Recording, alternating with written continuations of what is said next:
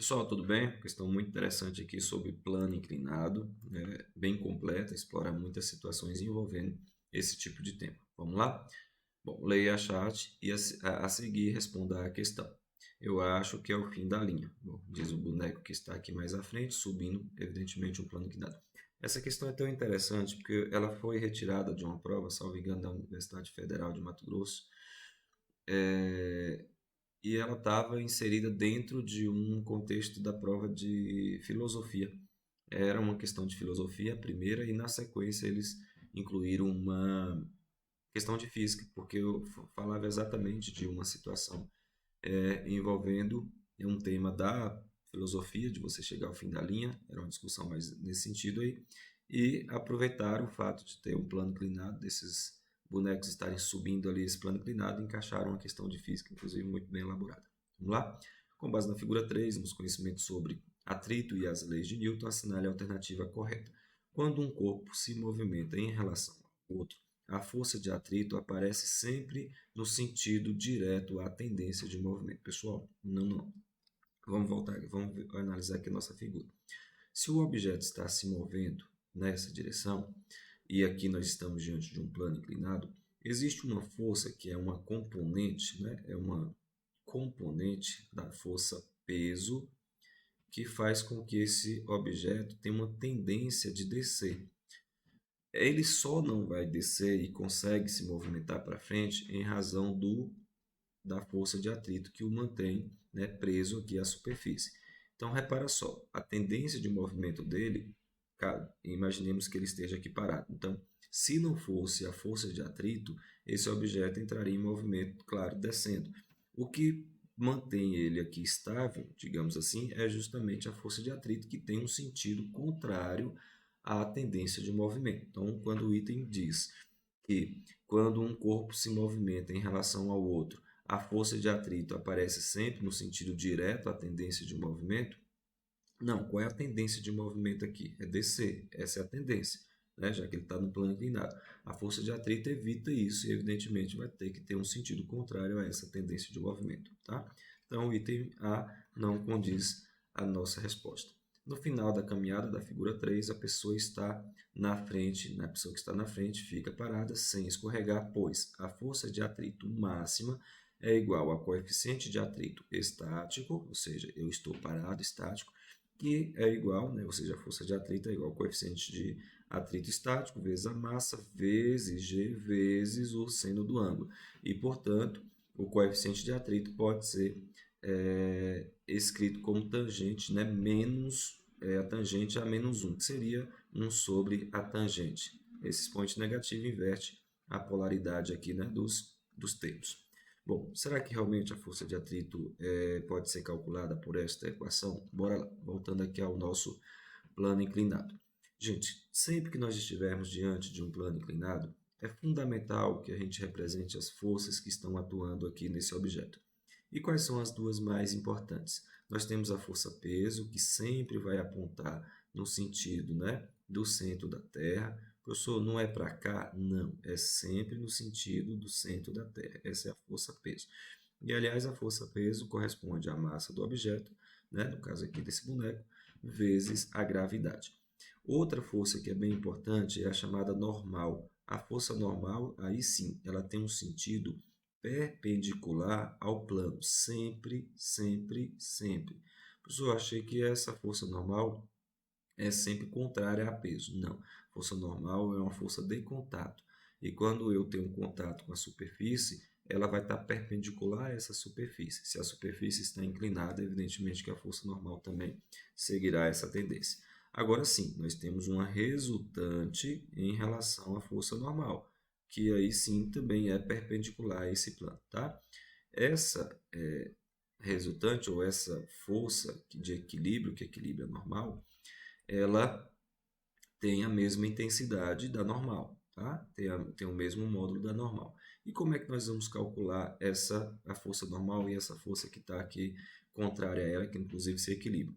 Trigonometria, tá?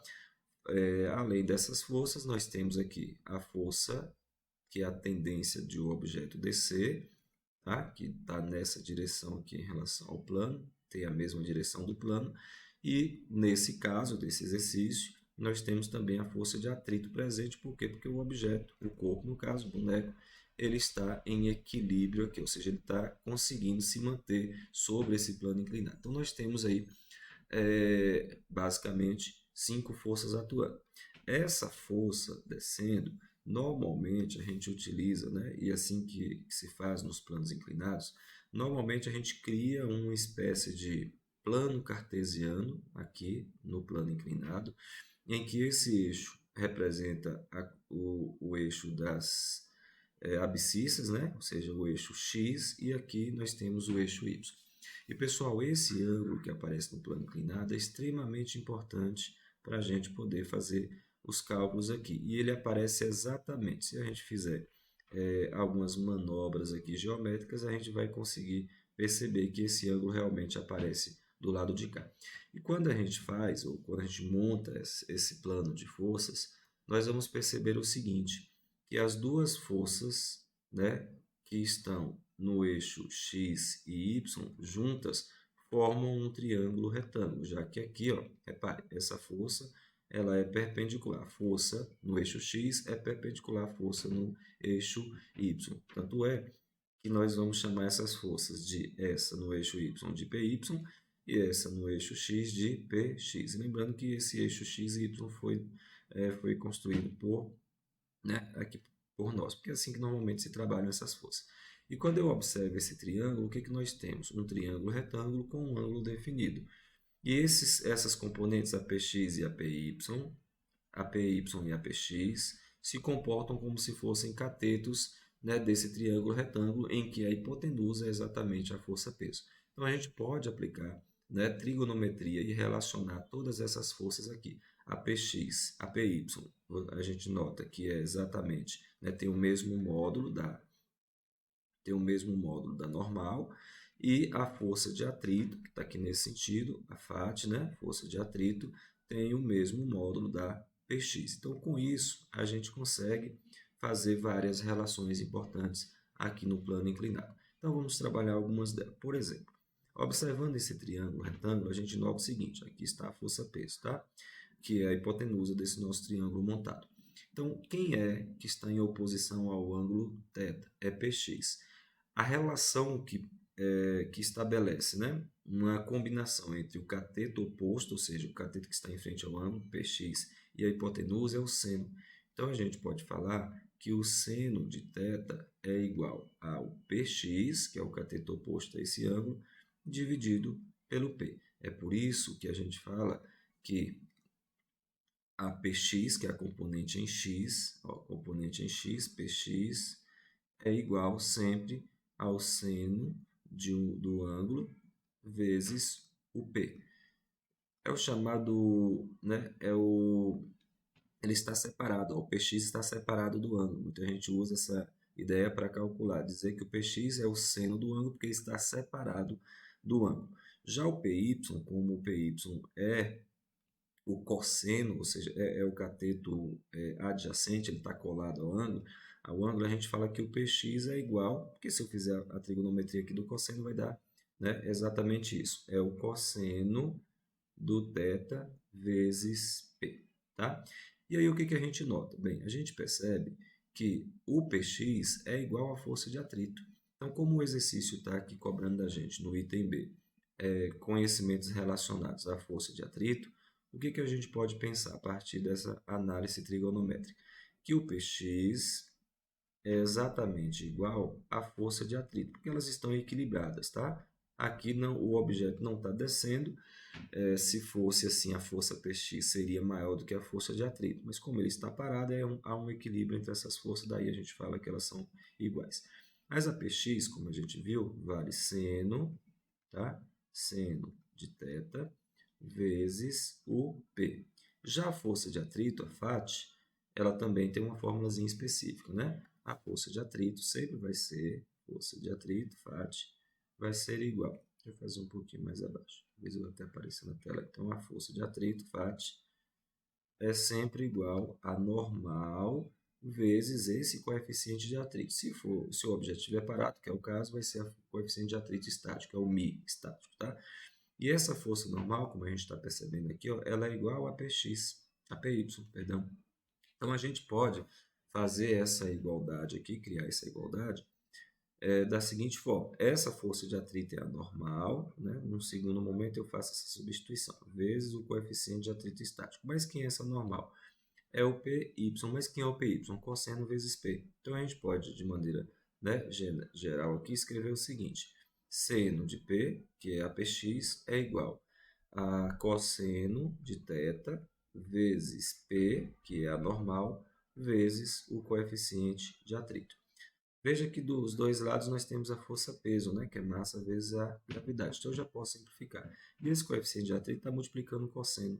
Logo, eu posso escrever que o coeficiente de atrito vai ser o seno, veja, o seno dividido pelo cosseno. E, pessoal, essa relação trigonométrica aqui é a própria tangente. Então, eu posso dizer que o coeficiente de atrito no plano inclinado sempre vai ser a tangente do ângulo dado, tá? Então, isso é uma informação bem importante, é uma dedução que a gente consegue estabelecer aqui. E, aliás, muitos alunos já sabem disso, inclusive, né? Já ganha esse tempo, não precisa fazer essa comparação. Bom, então, com isso, eu acho que a gente já consegue eliminar aqui o item B, porque ele fala que o coeficiente de atrito é tangente a menos 1. Tangente a menos 1 seria 1 sobre a TG desse ângulo, que não é verdade. Além disso, ele também erra aqui na questão da força de atrito.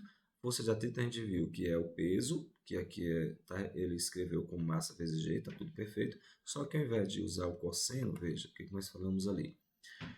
Que a força de atrito é o cosseno, porque, né, lembra que a normal é o cosseno vezes P, então ele usa o seno, nesse caso aqui, para representar a força de atrito máxima. Portanto, o item também não está de acordo, tá bom? Ó, se por algum motivo na figura quem está atrás puxar quem está à frente, a força de atrito estaria no mesmo sentido do puxão. Gente, pode parar. Como que eu estou puxando o objeto e a força de atrito está no mesmo sentido do puxão? Se eu estou puxando o objeto, a força de atrito está no sentido contrário, inclusive para manter, para fazer resistência a esse puxão, tá? Então, o item C aqui, todo estranho.